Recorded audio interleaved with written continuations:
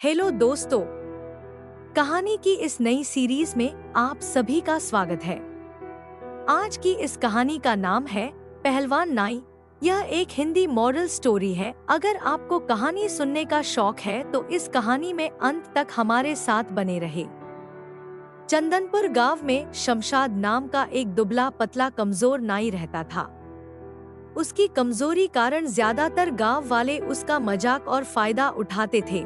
आज शमशाद अपनी दुकान खोलकर बैठा ही था कि तभी गांव के दो बिगड़ैल लवी और विवेक उसकी दुकान पर आकर बोले, लवी, क्या हाल है शमशाद भैया? सब कुछ ठीक तो है?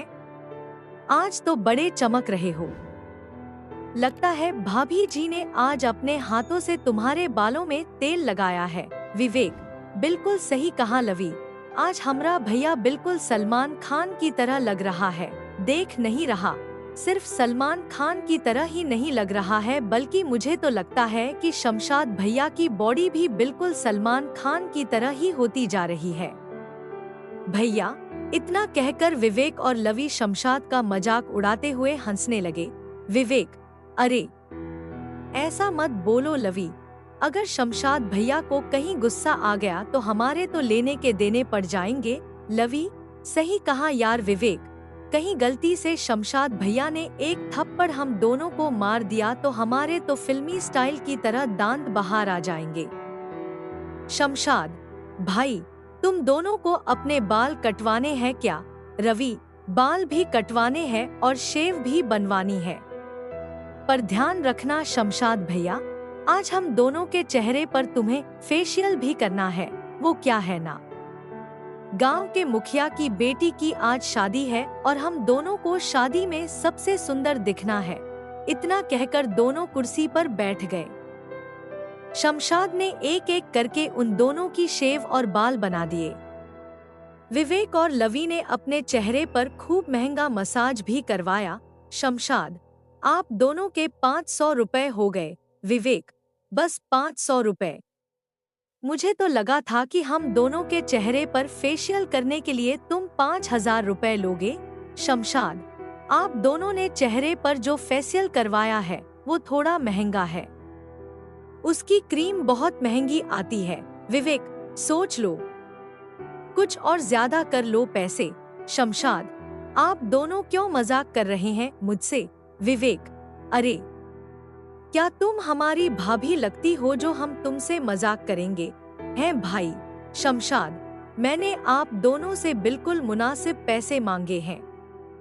भला मैंने गांव में किसी से ज्यादा पैसे लिए हैं क्या? विवेक, ठीक है लवी, इन्हें 500 रुपए दे दो।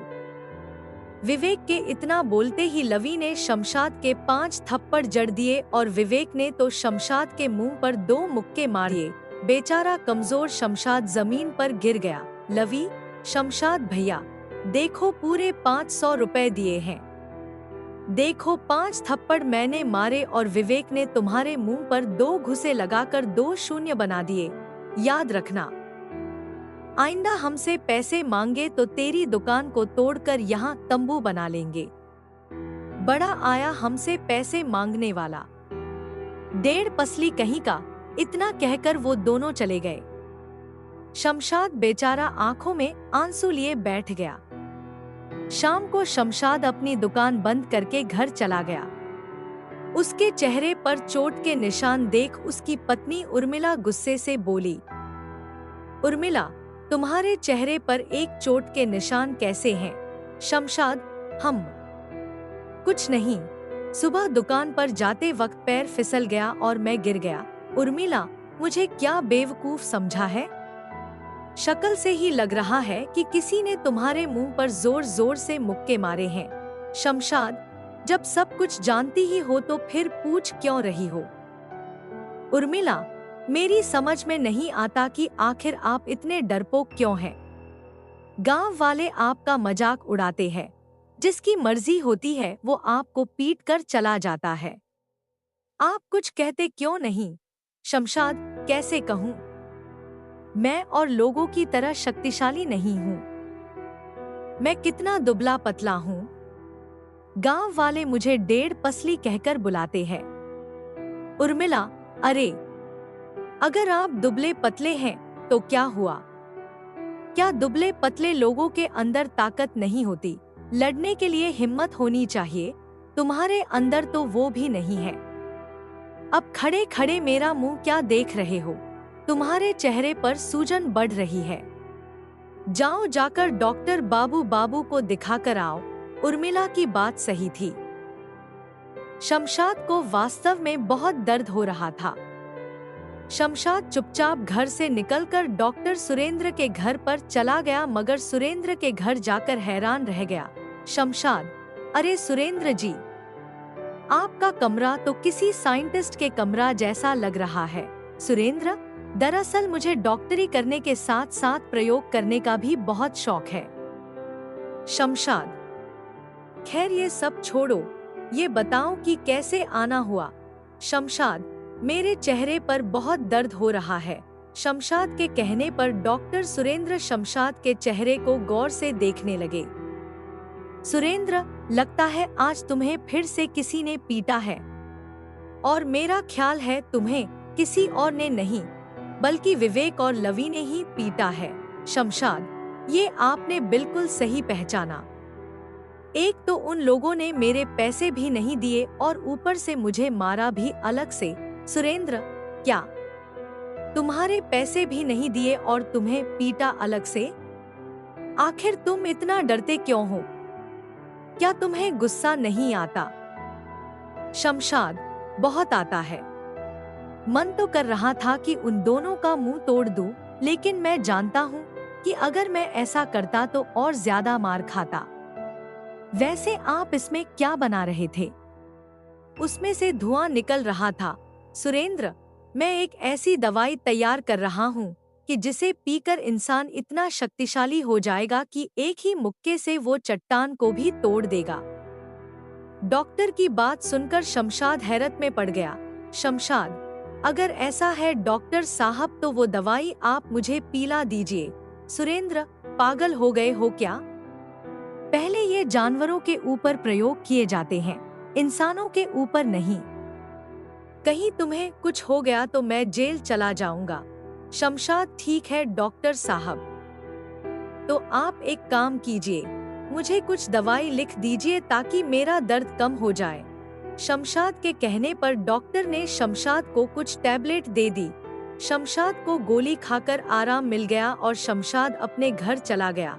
कुछ दिन ऐसे ही चलता रहा। एक दिन शमशाद अपनी पत्नी के साथ बाजार से लौट रहा था कि तभी विवेक की बाइक उर्मिला से जा टकराई। उर्मिला, विवेक और लवी नीचे गिर गए। शमशाद, ये क्या हरकत है लवी भैया? देखकर नहीं चल पाते क्या? तुम्हारी वजह से मेरी पत्नी को चोट लग गई। लवी और विवेक उठकर खड़े हो गए। लवी, क्या बोला डेढ़ पसली नाई? खुद तो अंधों की तरह चल रहे हैं, सड़क पे ऊपर से हमें धौंस दे रहे हैं। विवेक, लगता है उस दिन के 500 रुपए भूल गया ये। इसे फिर से 500 रुपए देने होंगे। इतना बोलकर दोनों ने शमशाद को पकड़ लिया। शमशाद, ऐसा मत करो, मेरी पत्नी के सामने मुझे मारोगे तो मेरी बेइज्जती हो जाएगी। उर्मिला, दर्द से कराहते हुए, छोड़ दो मेरे पति को। एक तो अंधाधुंध फुल रफ्तार से अंधे होकर बाइक चलाते हो, तुम्हारी बाइक मेरी कमर से टकराई है। माफी मांगने की बजाय ऊपर से अकड़ रहे हो। मैं तुम दोनों की शिकायत मुखिया से करूंगी। लवी, ऐसा क्या? ठीक है, कर दो मुखिया, हमारा क्या बिगाड़ लेगा? वो तो खुद हमारे पिता से उधार पैसे मांगने आता है, मत भूलो। मेरे पिता और लवी के चाचा इस गांव के जमींदार हैं। वैसे भाभी, तुम्हारी कमर इतनी नाजुक है तो हम क्या करें? विवेक, अरे उर्मिला भाभी, इस डेढ़ पसली में क्या रखा है? हम दोनों से दोस्ती कर लो, तुम्हें रानी बनाकर रखेंगे रानी। शमशाद, ये क्या बकवास कर रहे हो तुम दोनों? तुम्हें शर्म नहीं आती? मेरे ही सामने मेरी पत्नी को छेड़ रहे हो। विवेक, हाँ छेड़ रहे हैं, तो तू क्या कर लेगा बे? लवी, यार क्यों इस डेढ़ पसली से खामखा बात करके अपना वक्त बर्बाद कर रहा है भाई? झाड़ दे 2-3। लवी के कहने पर विवेक ने 2-3 थप्पड़ शमशाद के गाल पर जड़ दिए और वो दोनों शमशाद का मजाक उड़ाते हुए वहां से चले गए।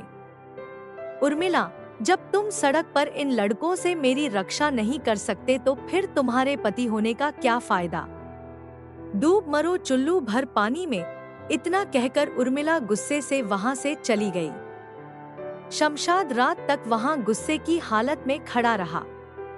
रात को शमशाद अपने घर की ओर जाने लगा। तभी उसकी नजर डॉक्टर सुरेंद्र के घर पर पड़ी। शमशाद तुरंत सुरेंद्र के घर के अंदर चला गया। शमशाद वही ताकत की दवाई उठाकर घर चला आया। अगली सुबह वह बगैर कुछ खाए पिए घर से बाहर आकर उस शीशी को जेब से निकालते हुए गुस्से में अपने आप से बोला, शमशाद, लवी और विवेक ने मेरा जीना हराम कर रखा है। कल तो इन दोनों ने हद कर दी, मेरी पत्नी के सामने मुझे बेइज्जत कर दिया। मैं उन दोनों को नहीं छोड़ूंगा और उन दोनों को ही क्यों पूरा गांव मेरा मजाक उड़ाता है। मैं सबको सबक सिखाऊंगा। इतना बोलकर शमशाद वो पूरी शीशी पीने ही वाला था कि तभी वो खुद से बड़बड़ाते हुए बोला, शमशाद, नहीं, ये मैं क्या कर रहा हूँ? डॉक्टर सुरेंद्र ने कहा था कि इसका प्रयोग सबसे पहले जानवरों में किया जाएगा। लेकिन मेरी जिंदगी भी तो किसी जानवर से कम है क्या? जब भी किसी का दिल चाहता है, जानवरों की तरह मुझे पीट कर चला जाता है। मैं एक काम करता हूँ, इसको आधा ही पीता हूँ। जो होगा देखा जाएगा। इतना कहकर शमशाद ने आधी शीशी पीकर जेब में रख ली, मगर उसे अपने अंदर कुछ भी परिवर्तन महसूस नहीं हुआ। शमशाद, अरे, मुझे तो कुछ भी महसूस नहीं हुआ। ऊपर से मुझे भूख और लगने लगी। जेब में खाने के लिए पैसे तो है नहीं है। चलो चाय से ही गुजारा कर लेते हैं। शमशाद गांव में एक चाय की दुकान पर आकर चाय वाले से बोला, शमशाद, एक चाय तो देना भैया।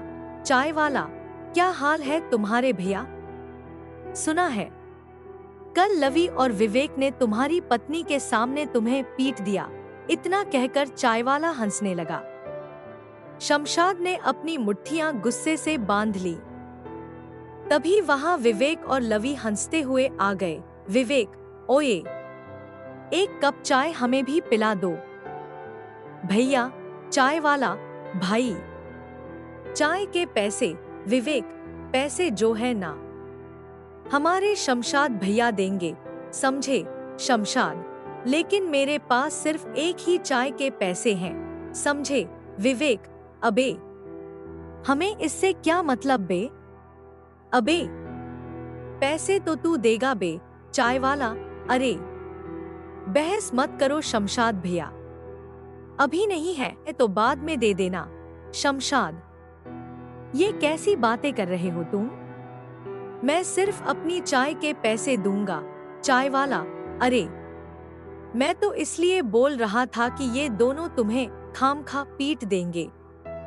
आज तुम्हें इतना गुस्सा क्यों आ रहा है? चाय वाले के कहने पर शमशाद सोच में पड़ गया। ये सच था कि दवाई पीने के बाद शमशाद को बेहद गुस्सा आ रहा था। तभी अचानक देखते ही देखते शमशाद की शर्ट फट गई और शमशाद के हाथों के मसल्स निकल आए। यह देखकर चाय की दुकान पर मौजूद सभी व्यक्ति हैरत में पड़ गए। शमशाद, तुम दोनों ने कल मेरी पत्नी के सामने बहुत बेइज्जती की है ना? अब मैं तुम दोनों को नहीं छोड़ूंगा। शमशाद का शरीर देखकर विवेक और लवी थर थर कांपने लगे। विवेक, अरे, इसको क्या हो गया? लवी, ये कमजोर नाई पहलवान कैसे बन गया? तभी शमशाद ने उन दोनों को बुरी तरह से पीट दिया। लवी और विवेक की पसलियां तोड़कर शमशाद गुस्से से चाय वाले से बोला, शमशाद, क्यों रे? तुझे बड़ी हंसी आ रही थी मुझे देखकर। चाय वाला, अरे नहीं शमशाद भैया, हम तो आपकी भलाई के लिए बोल रहे थे। हम सब आपके साथ में हैं। शमशाद, आते ही तूने मेरा सबसे पहले मजाक उड़ाया था। उन दोनों से कुछ कहने की बजाय तू मुझसे ही चाय के पैसे मांग रहा था ना बे। इतना कहकर शमशाद ने लातों और घूंसों से चाय वाले का मुंह लाल कर दिया। चाय वाला बेहोश होकर गिर पड़ा। पूरे गांव में हाहाकार मच गया। कुछ ही देर में गांव का जमींदार चौधरी अपने आदमियों को लेकर गुस्से से शमशाद के घर पर पहुंचकर उसकी पत्नी से बोला, जमींदार, कहाँ है तेरा पति शमशाद? उसने मेरे भतीजे और बेटे को इतनी बुरी तरह से मारा है कि उनकी पसलियां तक तोड़ दी। उर्मिला, ये कैसी बात कर रहे हैं आप चौधरी जी? मेरे पति तो बेहद दुबले पतले और बहुत सीधे हैं। उल्टा तुम्हारे बेटे और भतीजे ने कल बाइक से मेरी पीठ पर चोट मार दी और मुझे छेड़ा और जमींदार, अरे बकवास मत कर उर्मिला। अरे पूरे गांव में तेरा पति सबको बेदर्दी से पीटा फिर रहा है। अचानक वहां पर शमशाद आ गया।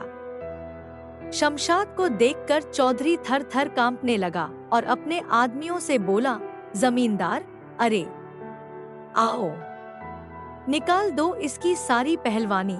चौधरी के कहने पर चौधरी के आदमी शमशाद को मारने के लिए बढ़े, मगर शमशाद ने देखते ही देखते चौधरी के सारे आदमियों को धूल चटा दी। ये देखकर चौधरी डरकर वहां से भागने लगा। शमशाद ने तुरंत चौधरी को पकड़ लिया। शमशाद, कुछ देर पहले तेरे बेटे और भतीजे को मारा था, अब तेरी बारी है। इतना कहकर शमशाद ने चौधरी को भी बुरी तरह से पीट दिया। चौधरी दर्द से कराहता हुआ वहां से चला गया। उर्मिला, अजी, ये आपको क्या हो गया?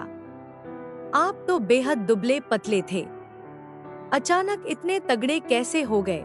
शमशाद, ये सब डॉक्टर सुरेंद्र की दवाई का कमाल है। अब मैं हमेशा ऐसे ही रहूंगा और सारे गांव वालों का जीना हराम कर दूंगा। शमशाद शीशी निकालकर पीने ही वाला था कि तभी डॉक्टर सुरेंद्र दौड़ता हुआ वहां आ गया। सुरेंद्र, अरे शमशाद भैया, ये क्या कर रहे हो? इस दवाई को मत पियो।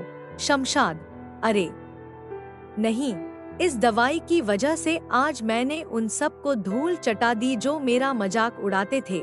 सुरेंद्र, अरे शमशाद भैया, कल पूरी रात में इस दवाई को घर में ढूंढता रहा, लेकिन जब सुबह मुझे पता चला कि तुमने सबको पीट दिया तो मैं समझ गया कि ये दवाई तुमने पी ली है।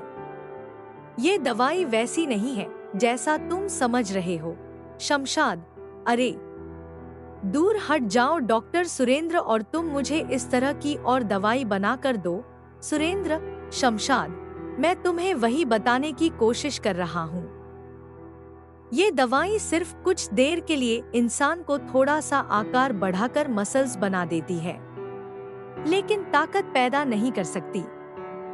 शमशाद, आप कहना क्या चाहते हैं? सुरेंद्र, वही जो तुम सुन रहे हो। इसे पीने से सिर्फ तुम्हारे मसल्स और थोड़ी सी लंबाई बढ़ेगी, लेकिन जिन गांव वालों को तुमने पीटा है वो तुम्हारी खुद की ताकत है। शमशाद, शमशाद, मैं नहीं मानता। अगर ऐसी बात है तो फिर मुझे गुस्सा क्यों आ रहा था? उसके बाद शमशाद ने डरना छोड़ दिया। एक दिन शमशाद चाय वाले के दुकान पर चाय पी रहा था, तभी वहाँ विवेक और लवी आते हैं और शमशाद को देखकर डर जाते हैं। विवेक लवी से कहता है, देख लवी, शमशाद बैठा है, इसने उसे दिन हमें बहुत पीटा था, ऐसा ना हो आज भी पीट ले, ऐसा कर यहाँ से भाग ले। इतना कहते हुए वे वहाँ से भाग जाते हैं और शमशाद मन ही मन खुश हो जाता है। इस कहानी से आपने क्या सीखा? नीचे कमेंट में हमें जरूर बताएं।